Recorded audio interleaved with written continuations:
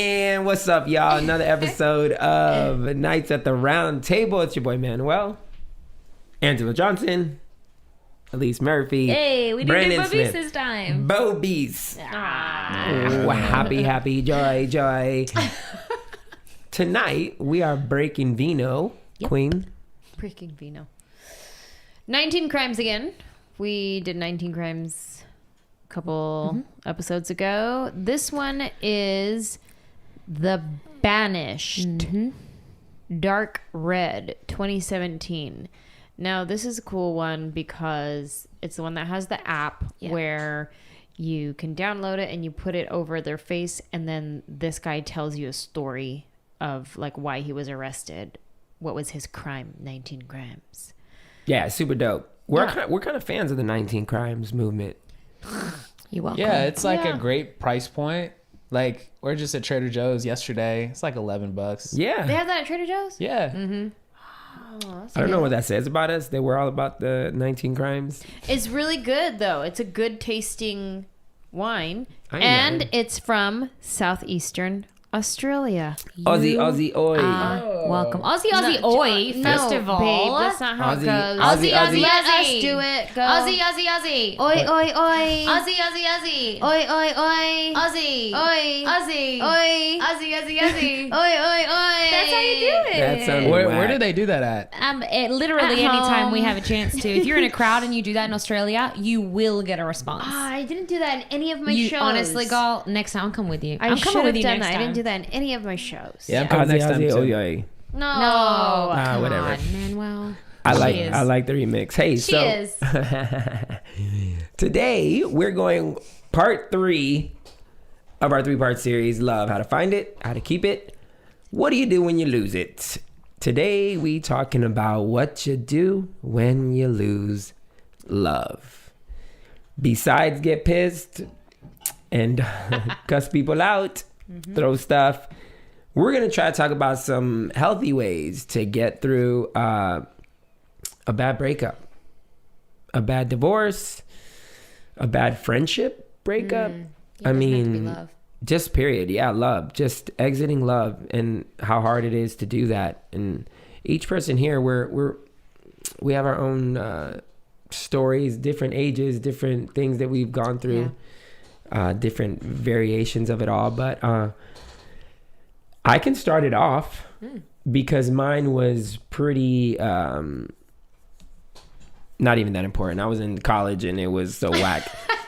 I dated the girl for like 2 days, no doubt. What? Literally 2 days. Oh, you with that guy? Yeah. No. Okay. She was super fly chick from Canada, and every guy wanted to get with her, and I happened to land her after saying no for like a week straight. I don't want to mess with you. I ain't trying to whatever. And then finally she talked me into like hanging out, and we was together for 2 magical days. Then she like pieced on me. She ghosted you? She just bounced. For real, she stopped talking to you? Just bounced. We dated for 2 days, but one of those days was a Sunday, and we went to church together and everything. Spiritual. So I was like, man, this could be us. And she bounced, and when I say she like it ruined me, like I was crying for like 6 months. Dang. But here's why. It is the first time I've ever been rejected, and it was when I was 25 years old in college. I never faced rejection before that, and so she just kind of like tapped into something that I didn't even know existed in me. Like I reverted to like 5th grade Manny when I should have been rejected. Like. People get rejected in their life, like in a normal moment, and you deal with it as you're younger and you grow up and you get used to it. I never had rejection, like in anything. And I used to think, oh, that's so cool. Like I get what I want. It's not cool because you're 25 years old and you get rejected for the first time. And I go back to little 6th grade Manny to the point where, this chick thought my pork chop sideburns were cool back when whatever she complimented me. I would not shave my sideburns off because I thought that she was going to see me with the sideburns and come back to me. Jeez. She complimented my earrings, and I was like, oh, I'm gonna keep these earrings on forever because she'll see me one day and she'll think the pork chop earrings. You did go back to sixth grader. Literally, Wow. I would be typing my report or whatever, and I would literally just fall over and start bawling, crying on the. It was bad. It was so bad, but that was like the hardest. That was the hardest thing I ever dealt with. But the thing up until that point. Oh, okay. Life was a breeze. I was like, till now? No, it was breezy. But it taught me something. It taught me What did it teach you, Manuel? forgiveness. Like I learned, I had one of my first visions, or my second vision in my life. And I saw like a dark, thorny road that was very thin and it didn't look attractive. And then I saw a very wide road and all my friends were on it. And the wide road was literally unforgiveness. Because all my homies told me, yo, she's this, she's that. And then when it happened, they were just cursing her out. She's just I told you. And then the dark road, nobody was on. And it was just forgiveness. And I had that vision. I'll never forget it, walking through the quad. And that day I was like, you know what, God? I'm going to choose forgiveness. I'm going to choose to understand this chick. Even though she like totally just did me wrong, I'm going to understand why she did this. And as I found out more about her, you know, she suffered a family loss before she even came that semester. She lost one of her family members. And so literally like a couple of days before she even got to school. And so she was just basically just hiding her pain and dating people. Yeah. And I asked myself, I was like, man, if I lost my brother, if I lost my mom, how would I be treating girls? What would I be doing? Yeah. And so I just had nothing but grace for her. And I told God, I was like, God, you know what?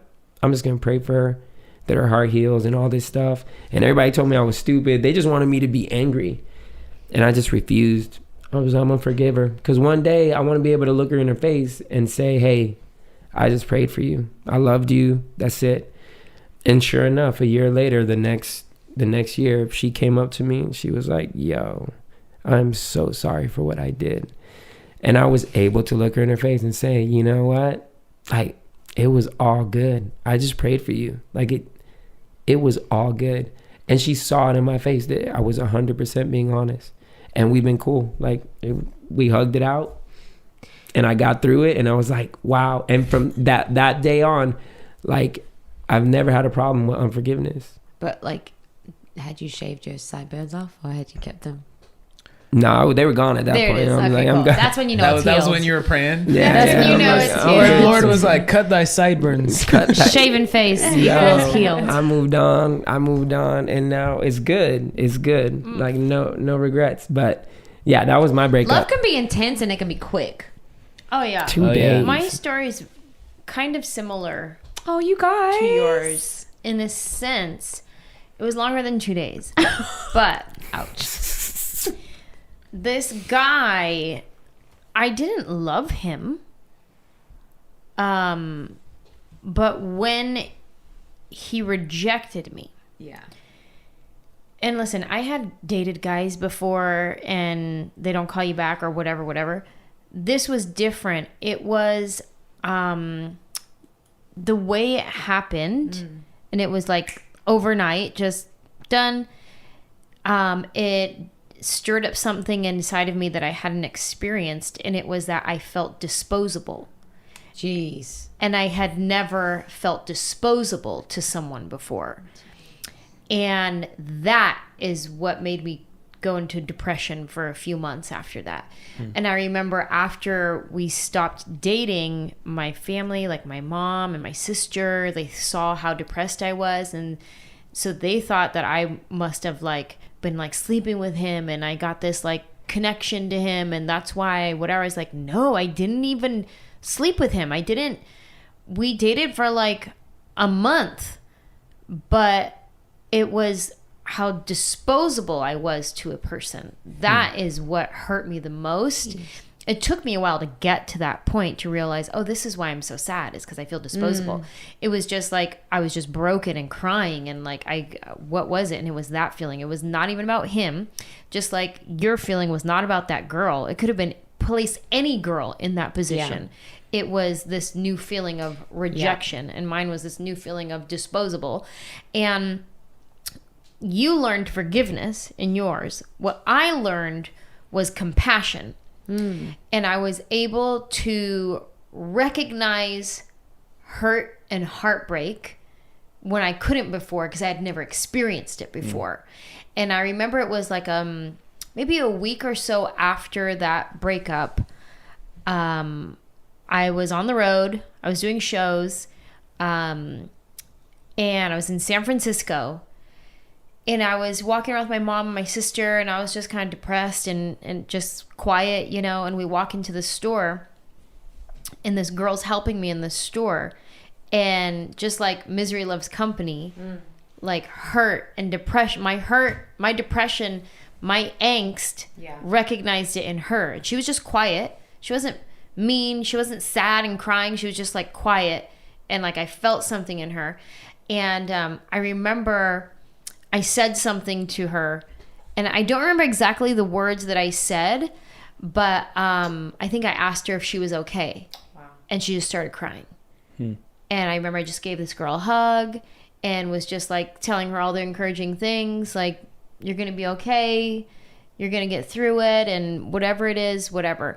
But I would not have recognized that if I wasn't currently feeling it. So I learned compassion through that. And I had to walk through it. I don't have like a tip of like, how do you walk through it? But you walk it out, and you don't try to cover it. You don't try to cover it with alcohol, with going out, and like, well, replace him with the next. But you work through it, and you figure out why you're reacting this way. So I had to figure out that it was actually, I felt disposable, but that came from doing the work and asking God and journaling and questions and praying and like seeking counsel or whatever it is. And so I guess that would be my tip, is what do you do when you lose it, is you do the work on yourself, and don't just try to cover your pain, but work through your pain. How did you, like, you said you felt disposable, which is it almost feels like one of those therapy revelations you have when you're like, oh, there it is. Like you uncover it. I guess, what were the layers deep before that?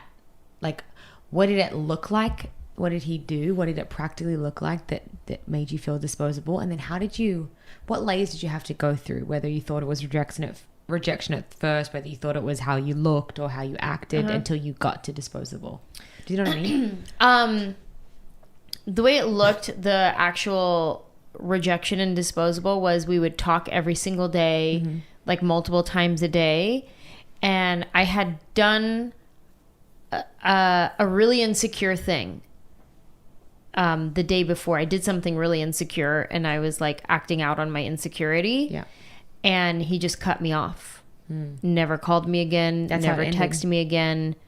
Nothing.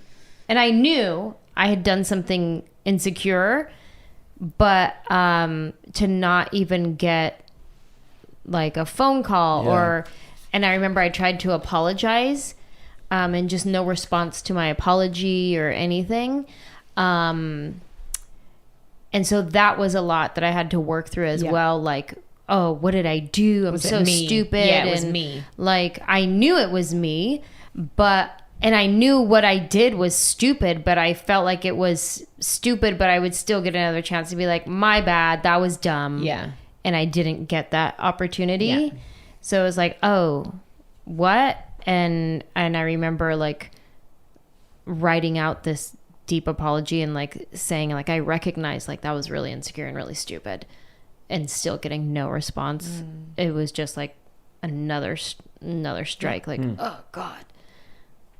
And and then you were asking what layers did you go through to be like, oh, it was disposable, it wasn't. You know, I guess you kind of said that though, like you thought it was your fault. I don't remember exactly like my process step by step.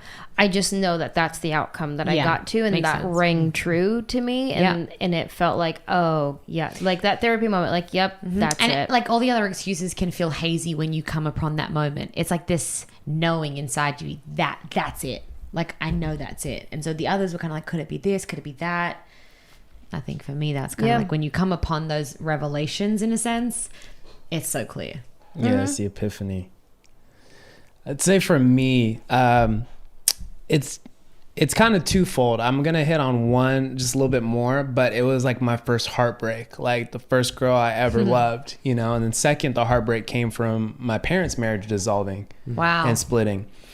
So the first one, to give a little backdrop, I had been like so just like in love from a distance with this girl since my freshman year of high school. And she was a part of this amazing church that was actually out of state. It was in Vegas. And so I was in Vegas a lot just for ministry, for basketball, whatever it is. Quote, ministry. No, legit ministry. And so we had both liked each other for a long time, but we were sending each other mixed signals. Like, we're young. We don't know what we're doing. I'm talking to her best friend, and I'm like, yo, I really, really like this girl. And she's like, oh, well, she's just not into you. You know, she's into somebody else. And on the other end, she was telling her best friend, I am really into Brandon. I really like him. And she's feeding the message back, Brandon's not into you. He's into someone else. Oh, wow. Come to find out, best friend was in love with me. Oh, wow. That's drama. No. So best friend gets removed from situation. I move into my senior year of high school. And we finally figure out, oh, my God, we've been the people like, we've been into this entire time. Even though we might have been dating other people, it was like in the back of my mind, you were still like the standard, you know? So I fall in love quick. And again, I say love because at that time, that's what it felt like. To you, yeah. And, you know, like now I feel like I'm swimming in the deep end of the pool. Back then it was a kiddie pool. It's still water. I'm still swimming. It's still love, you know? And so it goes over into my freshman year of college. I get to college and there's some people in my life that are very close to me that said, you know what, you need to end this relationship. It's not good. We've discerned some things about her that just aren't right. She needs to da-da-da-da-da. And I'm feeling so much of this pressure and I'm still not even really confident in the man that I am today. Because now I'm like, I'm just going to do what I want, you know, whether you like it or not. That's just, I got to be true to me. So back then I'm feeling this pressure and this like, I have to make everyone around me happy, especially these people who are really close to me that I really love. So I end up calling it off and I'm like, look, this is done. Whatever this is, like, we're not going to talk to each other again. This is it. And during the time that we were together, about that year and a half, we made so many promises to each other. Like, hey, we're not going to get married immediately, but this is what it's going to look like. I'm in college. You're going off to ministry school, all these things. So there's like this like heart, like already anticipating what that's going to feel like on the other end of the promise. Oh, wow. So I called it off and I remember feeling so heartbroken. Like literally I was depressed my freshman year in college when everyone else was like excited to get to college, party, finally freedom, you know. I'm just in my dorm room just crying. Aww. And like, I'm like, and because I was crying because I'm like, it doesn't get better than her. Like to me, this was like the closest thing that I could feel to like, this is what I want in my person. Yeah. And this is the top. And it doesn't get better than this. So like, I just remember during that time meeting like really good looking girls in college. And I'm like, but you don't compare to, you don't compare to her. Oh, wow. And I think the thing that I really found about myself was during that time, I really isolated myself from everything. Like except for class and basketball practice and everything that I had to do. And I think the breakup really exposed me to two things about myself. One was the brokenness that I felt, which introduced me to just how deep I can actually go within myself, which creates the space for me to actually give love. Yeah. And then two, I think the other thing that I had to figure out was, how do I find myself again? Because for the last like 5-6 years, I have been finding myself in her. Yeah. Because she is what I want to be. And so it's like when you find your identity and you bind that to something really hard, like it brings you like worth and value. And so all of a sudden I felt like, man, I'm nothing without her. Like she's amazing. And I'm not convinced of my amazing yet. Yeah. Wow. And so I just remember during that time, there came a point probably about the 6-month mark where I just started immersing myself in all of the things that I wanted to explore. And I started finding about all these amazing things that I didn't know about me. And like, I came out on the other end of the heartbreak and I'm like, yo, I'm dope. And like fully convinced of it. And again, it was still like, hey, I love you from a distance. I realize that, you know, this probably won't be a thing. But I think the thing that helped me get through the heartbreak was me learning things about myself again that I didn't know. And I think my brokenness was like the actual door that I could go and explore new realms within myself. Yeah. So, wow.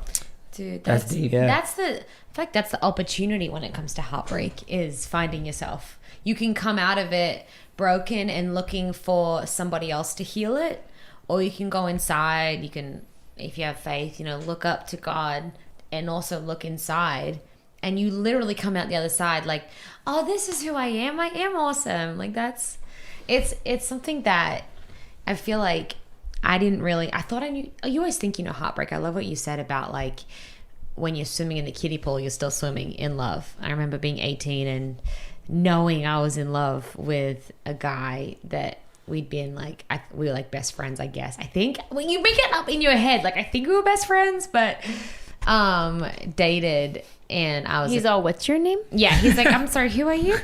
and you bring in some macaroons. I know. He was the worship leader. I clearly have a thing for worship leaders. My bad. But like he was the worship leader at our church and like really good friends. And then he went on Australian Idol, got famous really quickly. And like there goes our relationship. And so I was so... Honestly, I think it took me longer to get over that relationship than my divorce. Wow. Which is crazy because you look at the depths of it. But I think you also look at the rebound factor in the sense of rebounding from failure, rebounding from pain. And it's like a muscle. Like if you start to exercise it, it doesn't always hurt like it did. And so, but having said that, my deepest pain would 100% be the divorce. And y'all were all there for it. But I think when the deepest pain is when you think you found forever and then someone promises you forever, you start building forever, and then forever crashes and burns. And I don't know if there's a pain like that, that physical ache that I thought I was having a heart attack. Like some moments I haven't really talked about it like in depth a lot, but out publicly, but physically I felt the pain.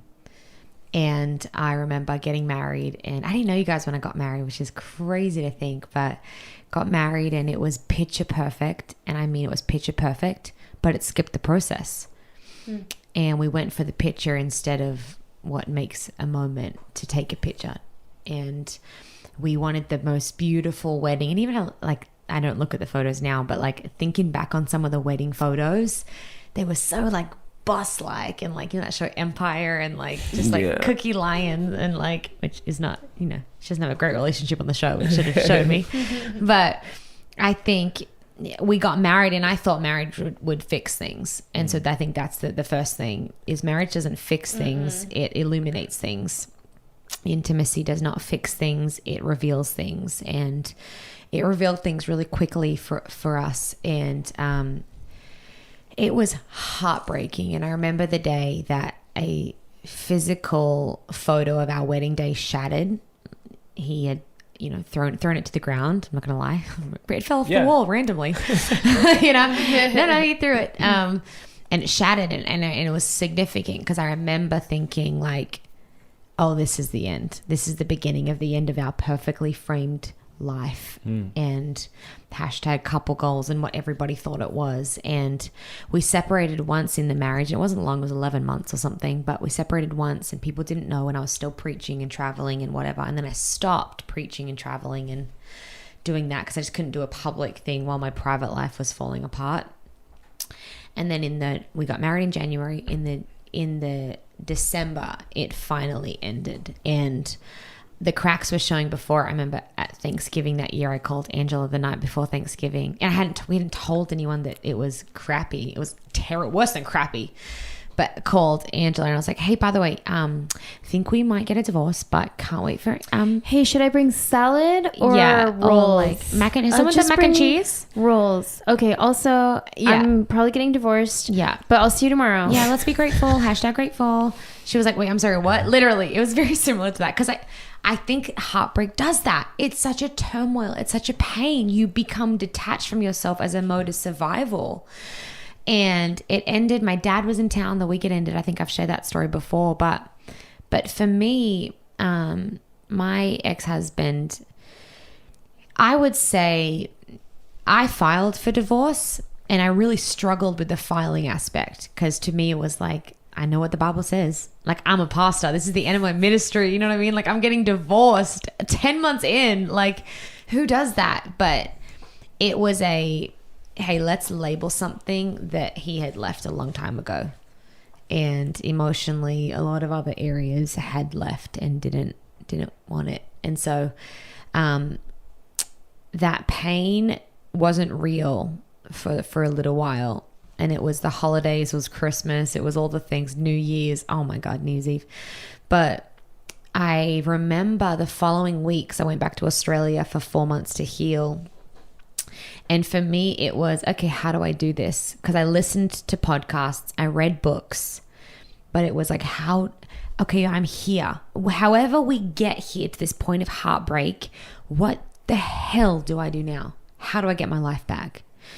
And for me, it was being really authentic with the pain, like you said, Angela, not trying to numb it, not trying to run from it. Though I used those methods, you get to a point where it's like, I am broken. And if I don't do something about this, my brokenness will take a lot of different shapes and may have a lot of different filters, but it will still be brokenness, and I will still end up with another broken person. And I don't want to do that. So that's kind of like where I got to. And I've seen him once at my yoga studio, which was, You did? yeah, I saw him once. Yeah. It's like a Hollywood story. It's funny. No. Yeah. Okay. No one will listen to us. It's just us talking, right? It's totally fine. I was in the elevator and it was closing, and I was in such a happy state. Francia and I had been to your show the night before. Oh, yeah. It was the week before I went to Bali with my family. I just moved back to LA. I was feeling great. I was wearing my, I love Jesus, but I'll punch a hoe sweater. Yes. You're welcome. Get it, Angela.com. Angela Johnson. Yes. It's fine.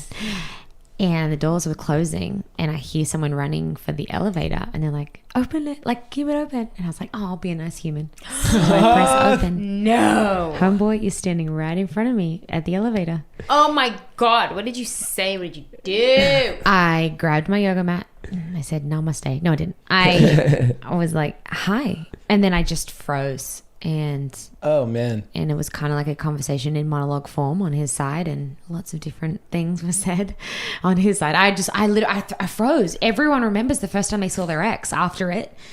And for me, I knew I'd see him, and I knew I'd see him in a state that wasn't like where I was all done up. But actually, I feel like, I know it's so spiritual, but I feel like it was God, because I love yoga. People know I'm either at yoga or at church. I'm at one of the two things. And so I had a new yoga outfit on. My skin was clear. Yeah. My skin was clear. Skin was clear. I felt good. Francie was waiting for me. She'd saved us a spot. And a no good one feeling. else knew what had happened. Like, if he'd walked into church, for example, everyone would have known. Mm-hmm. But we walked into yoga, and I had one friend, one girl that knew, and no one else had to know what was happening.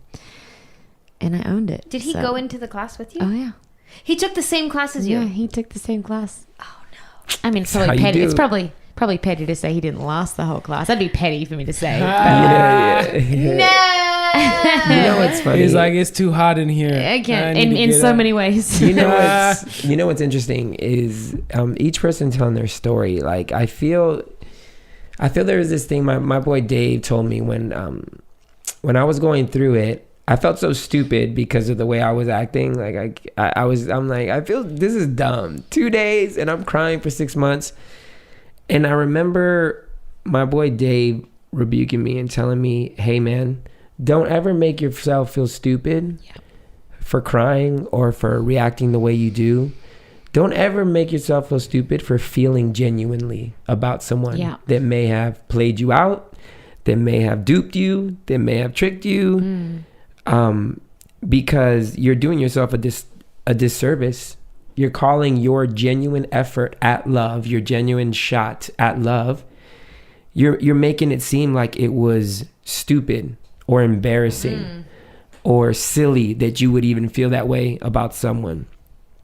He made me feel okay about getting played. He was like, bro, you loved her and you loved her good. And it was 2 days. Yeah, to anyone else that may sound stupid, but to you, like, you genuinely was in this. Yeah. So be proud of that, because a lot of people, they just walk through life not giving love an actual chance. So I think it's all of us in our own ways. We reacted to it differently. Yeah. But I'm glad at least I didn't hear anybody say that they treated themselves like, you know, you're dumb, get over it, just whatever. To me, if you go through something like that, cry as many tears as you need to. Amen. Yeah.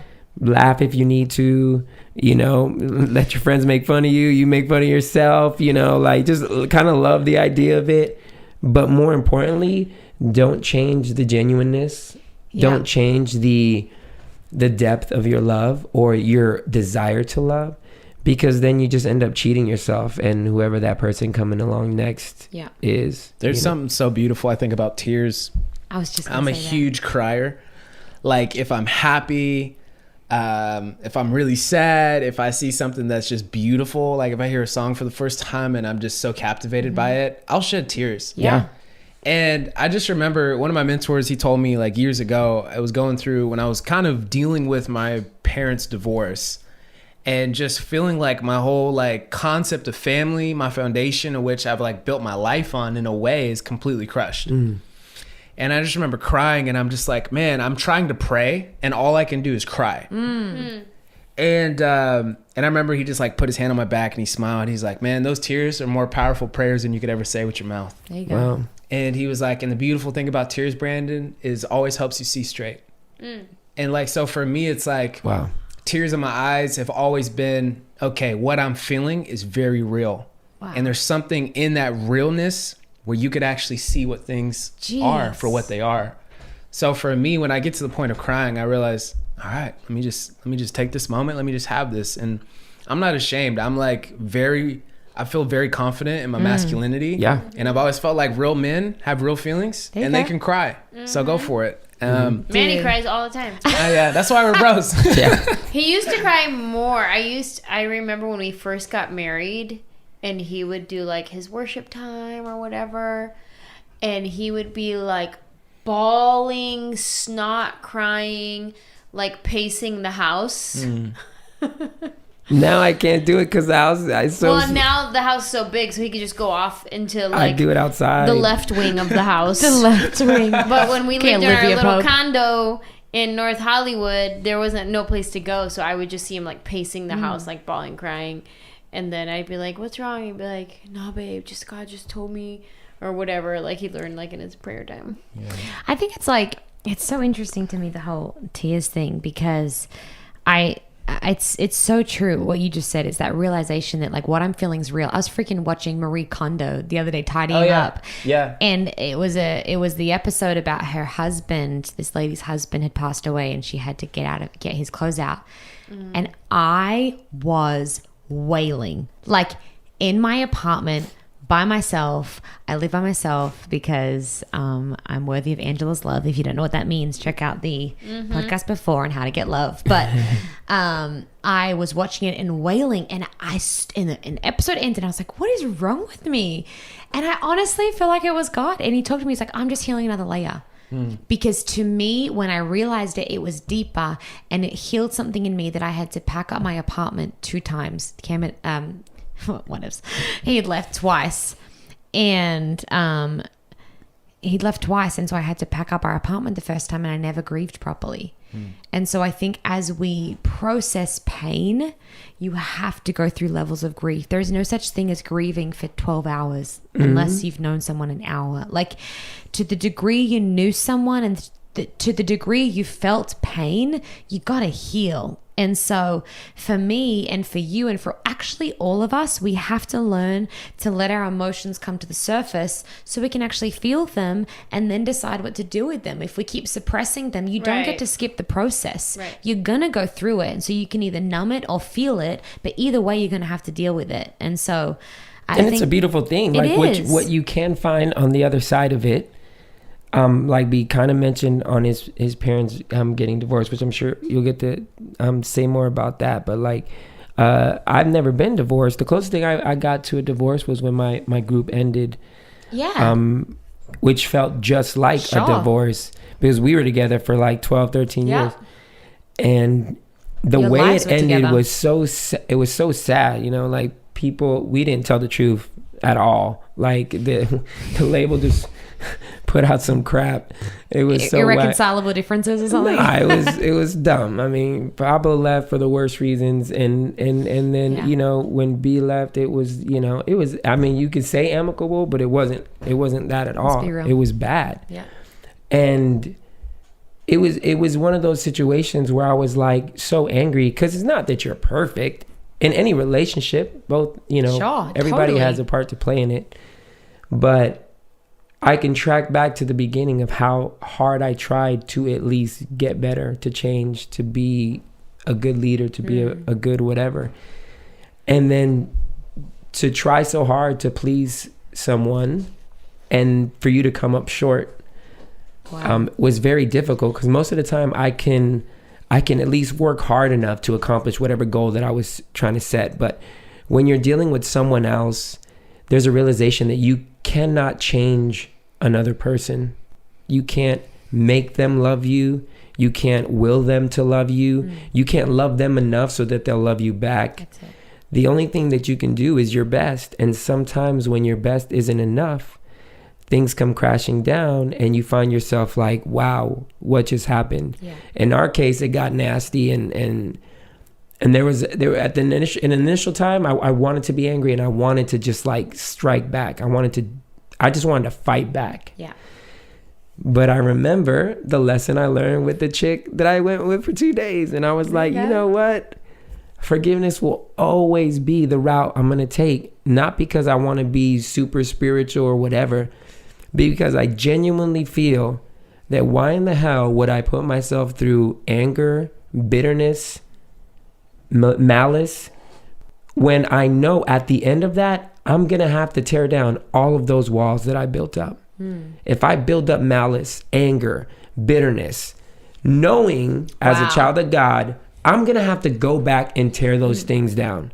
Why in the hell am I creating extra work for myself? Right. Especially when I know over there, those people that I'm trying to in some way subconsciously hope that they feel my bitterness or my anger, you know, they've moved on with their life. Right. They don't care. Expecting somebody to freaking react or feel your bitterness or your whatever is insanity. They have moved on with their life. They're doing them. There's no reason for me to stop my life with bitterness or with anger. So I told my wife, I remember I was like, babe, we ain't saying a single negative thing about these people. In this house, nothing. Even though, you know, the homeboy or husband's out there online trying to end your career, putting crap on Facebook, putting crap on, I mean, literally, it's all documented. Label had to step in so many times and be like, yo, take this stuff down, man. This isn't good. Even through all that, I told my wife, I was like, we ain't gonna talk crap in this house. Even though nobody's around to hear this, we will not say a single word, because one of these days, I'm going to see this dude face to face and I'm going to say what I told that chick too. Hey, man, I only prayed for you. That's it.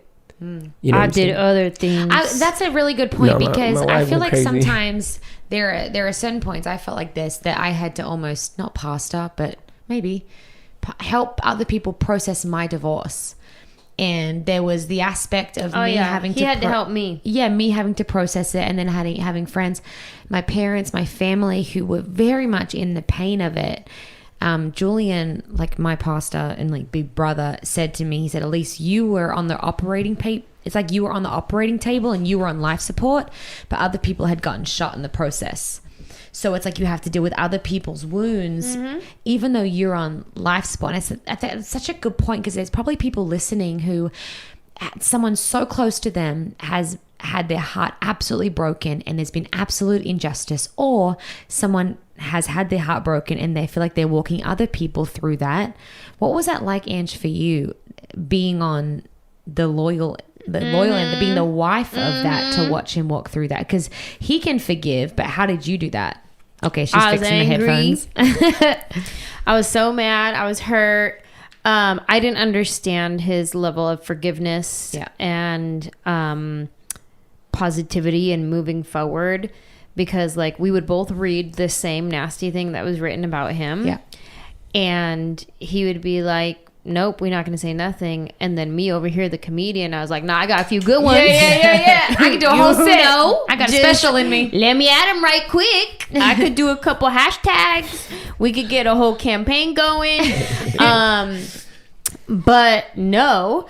And so he taught me a lot about forgiveness, and it wasn't even my battle. Like, it was his battle, but he's having to talk me off the ledge and remind me about character and all of that kind of stuff, and all the sayings that are good sayings, but they actually mean things. Like, I remember there was a couple good sayings in that season about like kings don't throw stones or whatever. Like, I forget. I mentioned it in the podcast. Yeah, you had a couple good ones. I'm a king. I see myself as a king. I'll never see myself as anything less. But kings don't throw stones at the peasants. The peasants throw stones at the kings because they want what the king has. So I don't entertain. And it's not a diss. It's not like, but at that point, he was acting like a peasant. And I don't entertain that stuff because, king people got king stuff to deal with. You know what I'm saying? Like, and I just know better. I know better. I don't want to lend my life to hatred or to malice or to online fighting. I read that crap and I was like, man, this is so petty. And at the same time, I'm like, I feel like this is a good dude. A good dude, not a bad person. But I think when people get in bad situations, the bad comes out. Yeah. I remember another good one that was said during that season. I don't remember exactly how it went, but it was a good visual, and I'm a visual learner.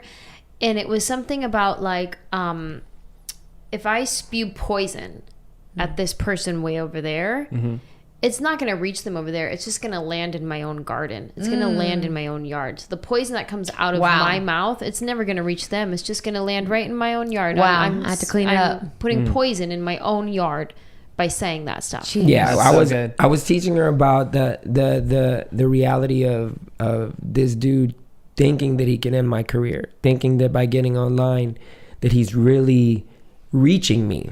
You know what I'm saying?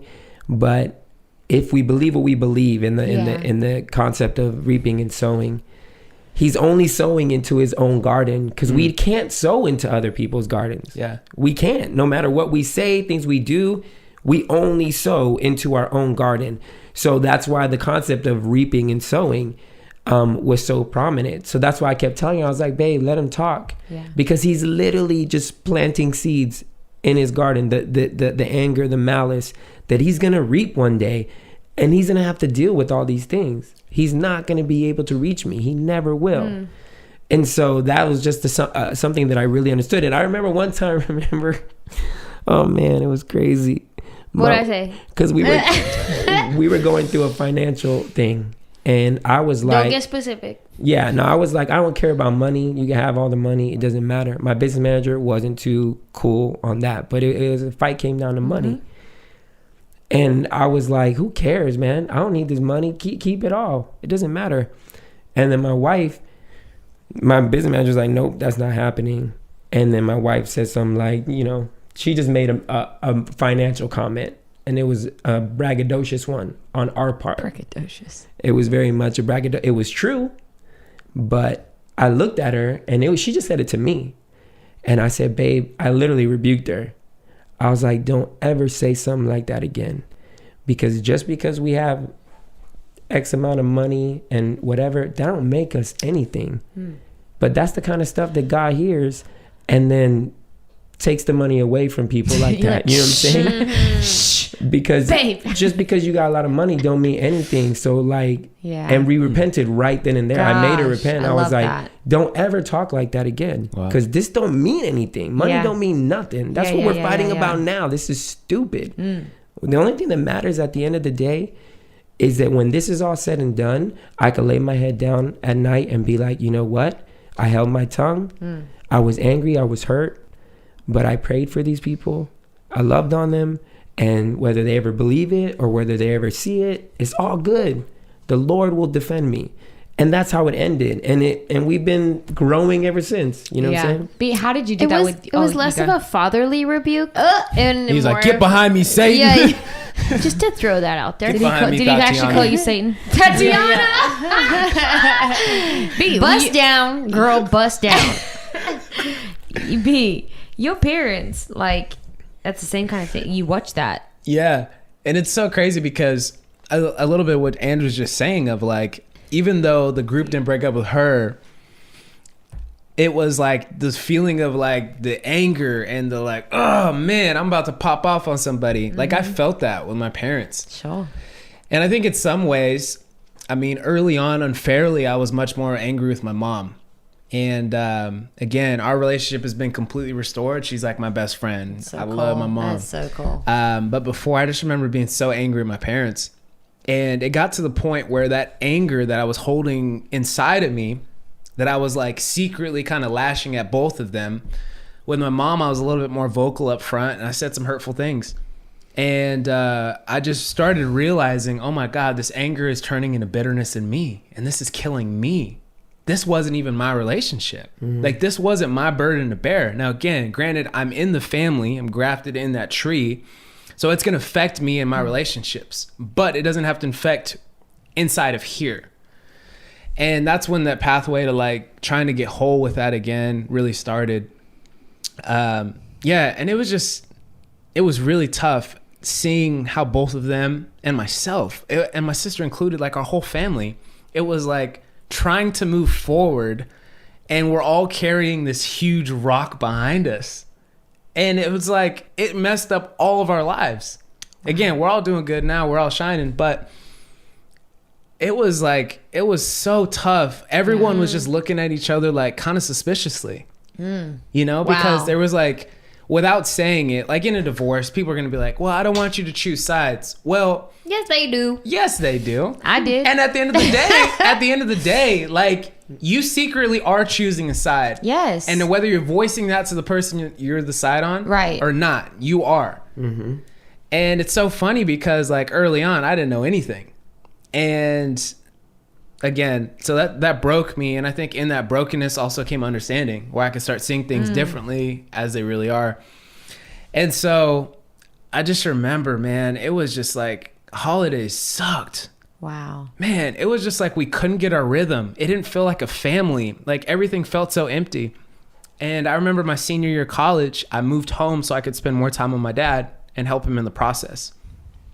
And I just remember every day walking down the hall, like this house that I grew up in, it felt like hell. Like it felt like the worst place to be. Because I'm like seeing this blanket and my mom bought that blanket.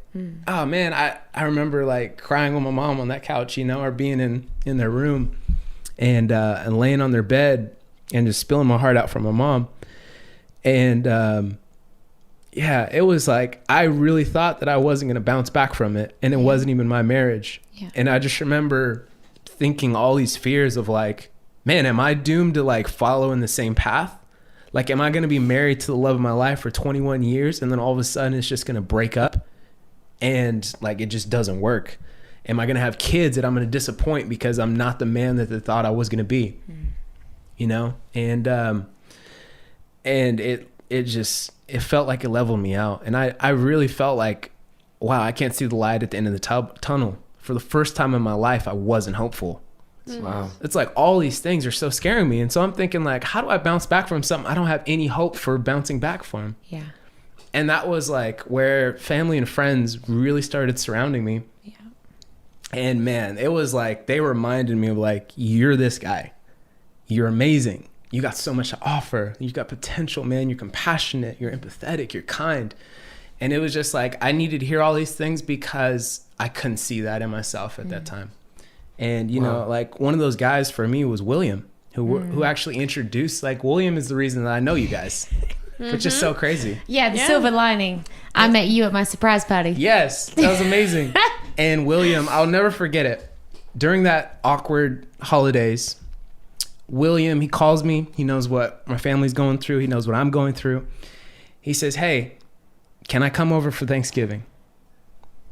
And so I asked my dad, I'm like, hey, can Will come? He's like, absolutely, man. So Will drove up And he spends Thanksgiving with us. And I remember he's staying in the guest room. I'm standing in the doorway of the guest room. And he's laying on the bed. He looks at me and says, Brandon, you're going to make it, man. And I just remember it like hit me like a ton of bricks. Like I was like, I'm not going to cry right now. I'm going to go to my room and cry. But it was everything that I needed to hear. Yeah. Like I just needed somebody to tell me, you're going to make it, man. Wow. And that was one of the holes that I couldn't climb out of myself. Man, I just needed really good people around me who could encourage me and tell me, you're going to make it. Wow. I think everyone has a story like that. Thank you for sharing that, for real, because people need to hear that. People need to hear the raw, we've all had a moment in that we didn't think we were going to make it. And it's like you talk about the people surrounding you, and it was all I guess we can talk about is our own stories. But like for me, those moments, I get it when you say for the first time you didn't have hope, because to me, I did everything right. I didn't do things right with every relationship, like definitely not. This relationship, I thought I had done everything right. What do you do when you think you've done everything the right way? Or Christians, the Bible way, we did it right, you know? Mm-hmm. And for me, it was those conversations with people in the midst of not understanding. I remember my dad taking me to the Australian Open, a tennis tournament in Australia, a couple of weeks after, and it had been fun. And I was still a little distant, you know, you're a little detached in the moments of heartbreak, but I was trying to be there. It was on my bucket list forever to go to the Australian Open. It's me and my dad, and we're really tight. And we've saved seats all day for this this game that night. And I'm forgetting the guy's name, but it was like a full-on big tennis name. We saved seats all day, like 6 hours. We've been saving these seats. So we go to get something to eat before the game. I'm so mad. And you know what's gonna happen. I'm so mad already. And so there's all these food trucks, and I see the food fish tacos. There you go. Brandon putting his wine glass down, but actually perfectly timed, because Maddie, Brandon's wife, had given me the recipe for these fish tacos when I was married, and it was the one thing I felt like I could get right in my marriage, to be honest, in a lot of ways. And we had so many good times, like actually just eating and forgetting about our problems. And this night, it wasn't even a big deal. And then suddenly I zoom in on that one memory, like you're talking about walking down the hall and seeing the blanket and the thing. And I get the fish tacos. It's freaking fish tacos on a plate. I freak out. I'm like, we got to go. I can't be here. We need to leave right now. I start bawling my eyes out in the middle of 20,000 people walking around me at a freaking tennis tournament. I'm so mad.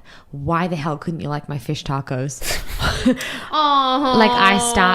Because you start to create these questions and these things. And I was like, why didn't you like what I did? I tried everything for you. I didn't even like fish, like all this stuff. And it is so dumb in the moment. And you feel so silly, like what you're talking about, Manny. Like you feel so silly because it's like, it's just, why is this triggering something deeper inside of me? And yet you have these moments that you think everything's going to be fixed, and you think it's a dream or a nightmare, or you're going to wake up, and then you have this reality of, no, I'm in Australia with my dad, and I have filed for divorce, or my parents have divorced, or what I thought would be my forever career has broken up, or the one that I thought would be there and that would forgive and we get through this. And I thought I knew one way, and now life has created this plan B that I never created with it without my permission. What do I do? And I remember my dad being so kind, and we left. And I felt, I'm a freaking 3-2 on the Enneagram. So my like people pleasing skills were causing me so much grief that day, because my dad, I knew he was excited to see this game. But he got our stuff. I know. Thank you so much. Appreciate you. St. Michael. Thanks, Angela. No, but we left and we went back to the hotel, which was a mile away from the arena. And we sat in our room and we watched it on TV, the game. And I remember him ordering me fries and a glass of wine and being like, it's okay. We'll have another Australian Open. But it's in those moments of triggering that you have the people around you that remind you, like, we're going to make it. There's going to be more times. We're going to be okay, you know? Yeah, man. I think, man, if you're listening to this and you're the person that walked away or got walked away from, or had this life handed to you, this decision that maybe was out of your hands, there's very little you can do to affect the other person or to change the other person, or you can wish, you can hope, you can do all these things. You can recant, you can try to recall things that you could have did better or worse or whatever, man. The only person that you can control is yourself. And if you can find it in yourself to hope again, to just have the courage to believe that the best is yet to come, like everything else, man, time does heal all things. It's just important for you to realize that the only person that you can change is yourself. So take the scars, love them, but at the same time, man, like look inside yourself and try to make yourself better. Because I know at least for me, man, like God, every single time I went through something, whether it was the breakup or whether it was a group one thing, and I thought that it was all about the other person and I wanted to blame them, man, God so quickly put the magnifying glass on me. Yeah. And all I could see was the thing that I did wrong and the things that I did bad and how I could have loved better, how I could have treated better, how I could have did better. And I love that. I accept that. I don't like passing the responsibility because, like you said, you're just going to end up making the same mistake again. You're going to find repeating the same mistakes with a different person because you didn't do the work in yourself. So I know it's easy to be like, but they did this, but they did this. But at the end of the day, man, it's just you and yourself staring in that mirror. The other person is gone. And all you can do is accept the things that you can change, and throw away the rest. So if you're out there dealing with it, man, we'd love to hear from you. Yeah. If you have some friends around that want to, don't hide yourself away. Don't be in solitude.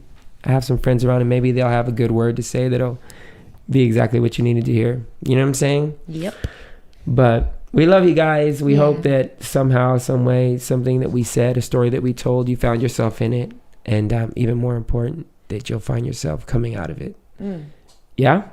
Yeah. Amen. I love you guys. Namaste. I'm glad everybody at this table is doing well and walking towards wholeness. That's what friends do, man. They walk you out of it. That's what friends I remember are Angela taking me to Buck Williams a couple weeks after and telling me, you'll get through it. She had the moment like William did with me. I just remembered. She ain't never With a massage. She ain't never took me to Burke Williams. I mean, that's because that's our spot now. I'm just saying. Sucker. Dude, I got a Bible story. Can I share a Bible story? Okay, spiritual. Yeah. All right, this is going to be really quick. One of my favorite stories in the Bible is this man named Jacob. Jacob, he finds himself at this place and he's wanting more out of his life, if I could frame it that way. And he's wanting more from his relationship with God. And so he finds himself at this spot. Somehow events happen. He finds himself actually wrestling with this angel, right? Mm-hmm. And in this wrestling, the angel is like, yo, Jacob, let me go. And Jacob's like, no, I'm not going to let go until you bless me. So he's hanging on. Finally, I think the angel just kind of gets annoyed and like pokes him. But again, it's like superpower poke and like dislocates the man's hip. So the hip is like now popped out. And Jacob is still hanging on for dear life because he's like, I want the blessing. Like, I want something more. I am not giving up. And to me, even that is just encouraging. Yeah. Like, yo, he's in pain. He's got a broken hip. He still hasn't let go yet. And guess what happens? He ends up getting the blessing. Yeah. But I think for the rest of his life, there was probably, he walked different, if I could say that. Like there was probably, he had a little bit of a limp to his step that he didn't used to have. And what's amazing is I think every day when he felt that, sometimes those scars that we have in our life kind of feel like it opens up in moments. It's like, man, now being on the other end of receiving the blessing, I can now look at that limp that I walk with and it reminds me of the time where I didn't let go. Yeah. And I didn't give up. And I just hung on. And what happened on the other end? Yeah. And so like for me, when I look at myself, like in my, this is going to sound really, really weird, and like my spirit person, like I have a lot of gray hairs and I got a limp. And it just reminds me of all the times that I didn't give up. That has made me who I am today and the person that can be here today. Yeah. And so if that's you and you're going through it and you feel more broken than ever, just hang on. You got this. You can do it. And I promise you that there's a blessing on the other side. There's more on the other side if you could just hang on. Yeah. Lean into the limp. Lean into the limp. Walk with your limp. Hey. Watch with your limp. Lip gang. Walk it out now. Walk it out now. Walk it out. What's that? Walk it out. Hey, man. We love you guys. We pray that you find a seat at the table. But if you don't, you are always welcome in ours. Cheers. Cheers. I get to pee every time.